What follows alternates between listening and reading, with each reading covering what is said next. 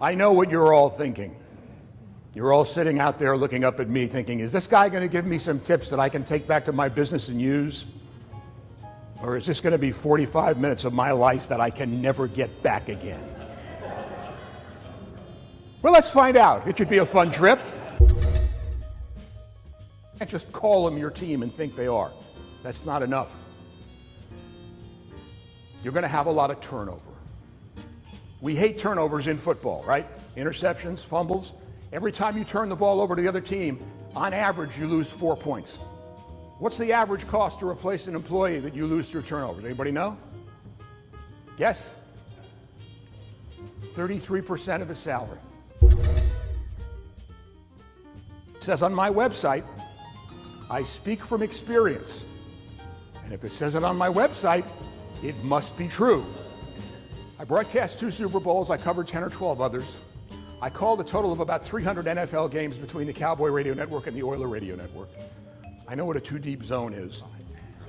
Every employee of every successful operation has exactly the same job description, and that is to push the ball across the other team's goal line as often as possible.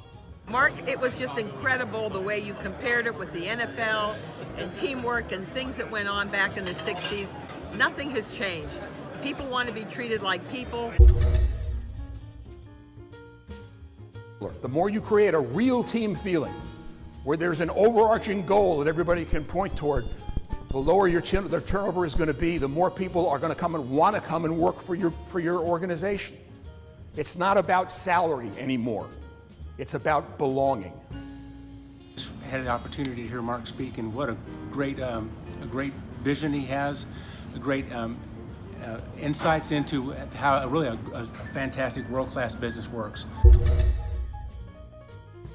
Finally, it's nugget time. You ready? Nugget number 1. Hire the best people you can find. This comes under the heading of duh. If you're looking for a new accountant, you're thumbing through the resumes. Oh, this guy went to Yale. This woman went to Wharton. Oh, look, this guy wants to work for only a quarter of what we're willing to pay. Let's hire him. No. He only wants a quarter of what you're willing to pay because he probably embezzled $25,000 from his last company and they haven't caught him yet. Hire the best people you can find. The best people will be better. They'll work harder. They'll show up early. They'll stay late. They'll come up with ideas. They won't be afraid to make mistakes. It'll cost you some up front, but it's worth it in the long run. Retention is everything. As Mark talked about, turnover is extremely costly. Nugget number 2, you teach them your way. If you're the Cowboys, you sign a new quarterback, you're not going to give him the Los Angeles Rams playbook. You're going to give him your playbook. You're going to teach him how you do things. More importantly, you're going to teach him why you do them that way. Why is a much too underutilized word in business. You've got to tell your people why. But you get them to understand not just what to do, but why you want them to do it that way. It makes them feel like part of a team. If you have a driver who delivers supplies to a hospital, it's not just a driver. He's helping doctors and nurses save people's lives because they couldn't do it without the supplies that he's delivering, the medicine, the surgical supply, the towels. You know how many towels a hospital uses every day? He's helping the doctors and the nurses save lives. Nobody wants to sit in an office for 8 hours a day shuffling papers, or in a warehouse moving things around on shelves, and that's all there is to it. Everybody wants to be a part of something bigger than themselves. That's why it's so much fun to be a part of a team. From 1983 into the new century, I was part of Ron Chapman's morning show on KVIL 103.7, legendary radio show in the radio industry. I had to get up at 4 in the morning to be on that show, and I hated it because I'm a night person.